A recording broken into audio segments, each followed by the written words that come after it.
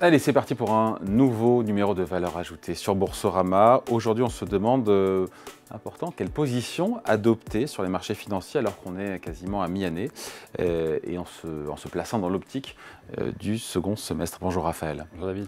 Au second semestre, logiquement, sûrement, probablement, des facteurs macroéconomiques vont encore être à l'esprit des intervenants. Et notamment, évidemment, on parlera encore d'inflation et de banque centrale, encore et toujours, j'ai envie de dire.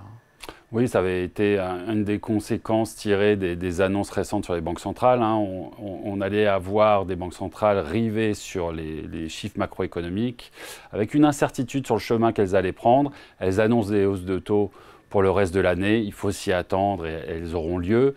Néanmoins, combien de hausses de taux? Dans quel contexte d'inflation? Est-ce que les économies vont continuer à montrer une certaine forme de résilience à un moment où elles sont en train de dévisser? Ça, c'est des vrais inconnus du deuxième semestre. Ouais, et de l'impact que ça aura évidemment sur les résultats des entreprises. Qu'est-ce qu'on attend d'ailleurs de ce point de vue-là? Alors, si vous regardez les 12 mois à venir, le marché anticipe une croissance des résultats en Europe et aux États-Unis de 0%. Donc pas de croissance de résultats, pas de récession de résultats non plus. Donc un marché qui est plutôt optimiste. Il s'est nourri de la belle qualité des résultats des trimestres précédents. C'est vrai, les entreprises américaines et européennes maintiennent leurs profits dans un contexte qui n'est pourtant pas aisé. Néanmoins, le marché anticipe que cette résilience va perdurer dans le temps.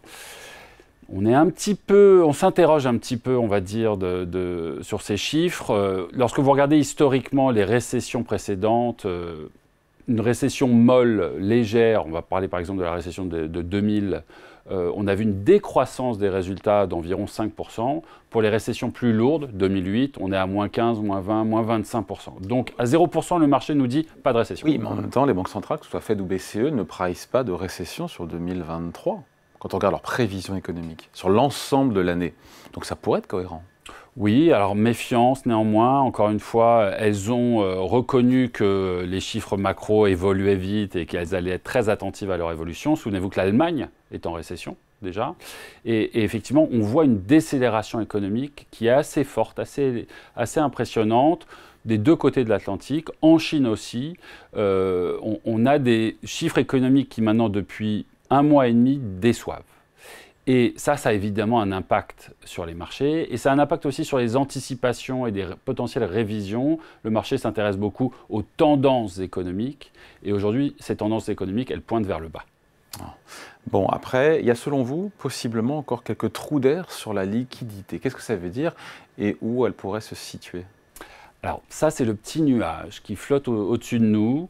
On constate de plus en plus qu'après des remontées des taux qui ont été drastiques, historiques, remarquables, fulgurantes, plus de 5% en l'espace de 12 mois aux États-Unis par exemple, on a aujourd'hui la tuyauterie du marché, je dirais, et la tuyauterie de l'économie qui commence à grincer.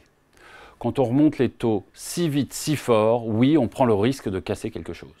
Donc on a eu des premiers exemples à l'automne dernier, souvenez-vous, c'était les fonds de pension britanniques avec des problématiques sur des dérivés autour des taux d'intérêt. Ça a été un premier signal avant-coureur.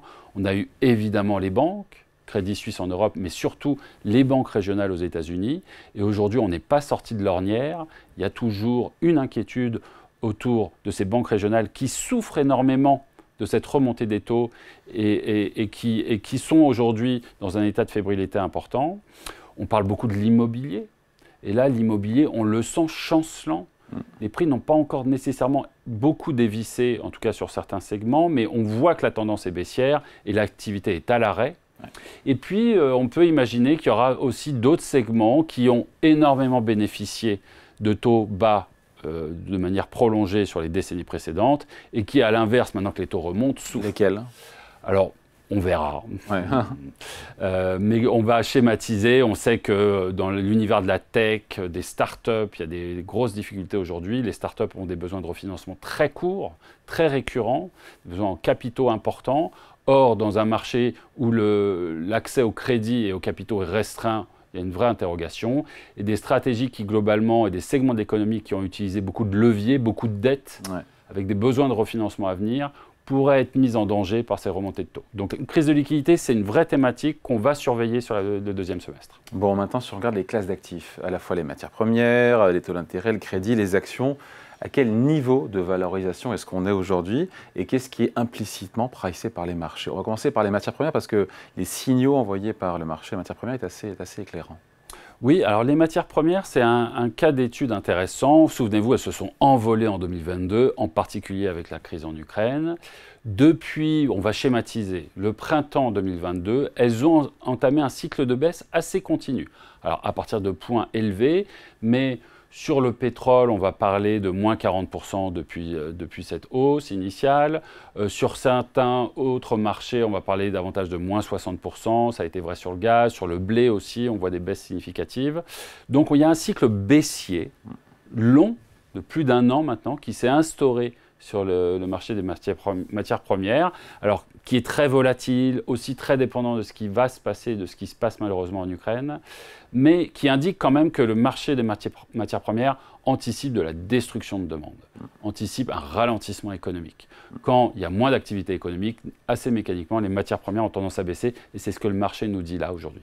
Bon, également, le marché des taux d'intérêt envoie aussi des signaux qui vont dans le même sens, mais de manière moins affirmée, moins ample.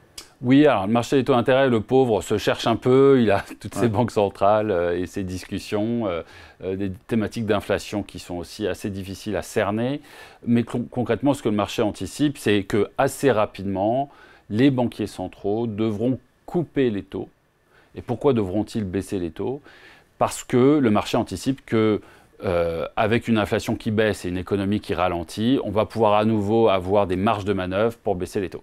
Donc là encore, on voit des signes que sur cette partie taux d'intérêt, oui, le ralentissement économique en cours commence à être anticipé et semble se refléter dans une certaine mesure dans les prix. Ouais. Là où il ne se reflète pas bien dans les prix, c'est sur les marchés actions.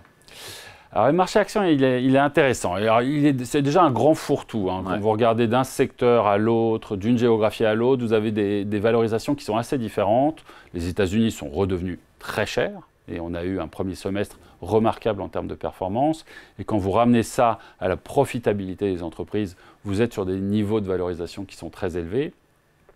L'Europe, qui était devenue très peu chère, s'est renchérie elle aussi. Elle est revenue à des moyennes historiques. Donc, plus personne ne peut dire que, ça y est, que le marché est pas cher et est une aubaine. Peut-être qu'il va monter, mais ce n'est pas une aubaine en termes historiques de valorisation. Puis lorsque vous soulevez le capot et que vous regardez un petit peu ce que dit le marché, qu'est-ce qui marche bien, qu'est-ce qui performe pas, vous avez quelques éléments intéressants. Alors, ça a été beaucoup commenté. Déjà, le marché, il est tiré par une poignée d'entreprises, principalement le luxe en Europe, la tech aux États-Unis. Et l'IA, notamment, dans la tech. L'IA est un relais de croissance très important pour la tech et a renforcé l'idée que la tech pourrait continuer cette croissance remarquable qu'elle a connue depuis 15 ans ou 20 ans grâce à l'IA. Donc ça a été des facteurs qui ont tiré le marché. Si vous enlevez ces entreprises, la photo est beaucoup plus floue. Les valorisations chutent et la performance est bien moins remarquable que si vous... Quelques valeurs qui tirent le reste du marché. Voilà. D'ailleurs, sur la S&P 500, si on retire les 5 qui tirent le plus, la tech, Nvidia, et je ne sais plus quel autre, le S&P fait 0 depuis le début de l'année. Et si vous prenez le S&P équipondéré, plutôt que pondéré en capitalisation boursière, l'équipondéré aussi est très en retard et fait 0. Donc ça, c'est un signe qui montre que ce rebond de marché, il n'est pas très sain en fait. On préfère les marchés où l'ensemble des valeurs rebondissent plutôt qu'un marché tiré par quelques facteurs seulement. Un autre élément intéressant, outre cette composition du rebond, c'est le fait que les cycliques ont eu tendance à mieux faire que les défensives. Donc là, je reviens à la conversation précédente. Vous savez, cette idée que l'économie ralentit, que le marché des matières premières est en train de baisser. C'est pas très cohérent si les cycliques rebondissent plus que les défensives dans cette configuration macroéconomique-là. Je vous rejoins. On s'attendrait à ce que justement les cycliques baissent. Attention, le cycle est en train de ralentir, donc les cycliques devraient sous-performer. Et inversement, les défensives qui, elles, sont moins sensibles au cycle, devraient mieux faire. Ouais. Ce n'est pas le cas. Donc ça interroge en termes de rotation. On est sur un marché action finalement assez exubérant, très optimiste. Reprenons bout à bout. On a des attentes de résultats optimistes à 0% de croissance. Bon.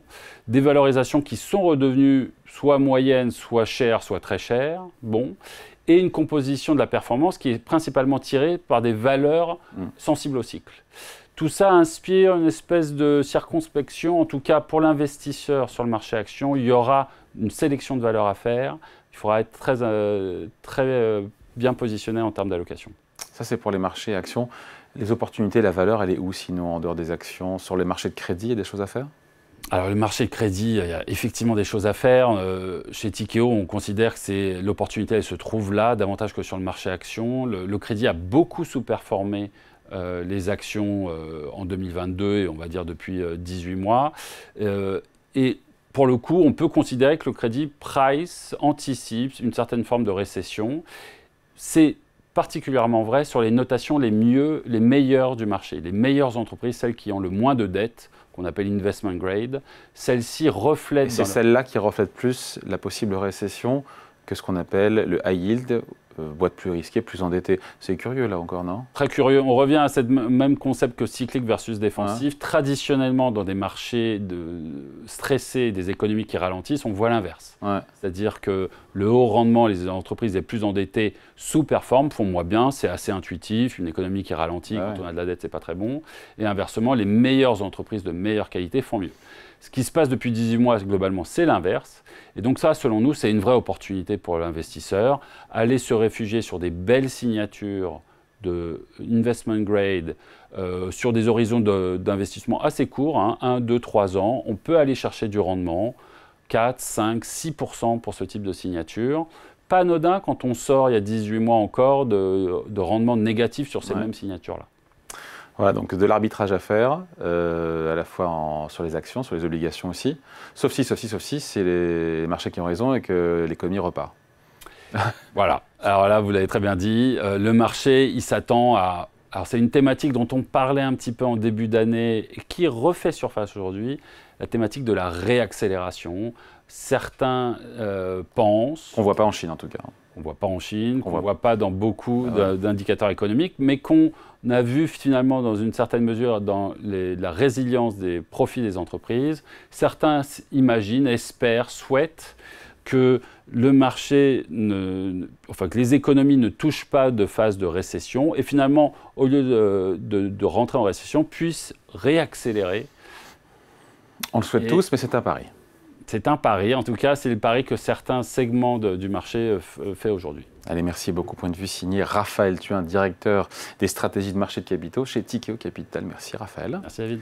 Valeur ajoutée revient dans quelques jours sur Boursorama.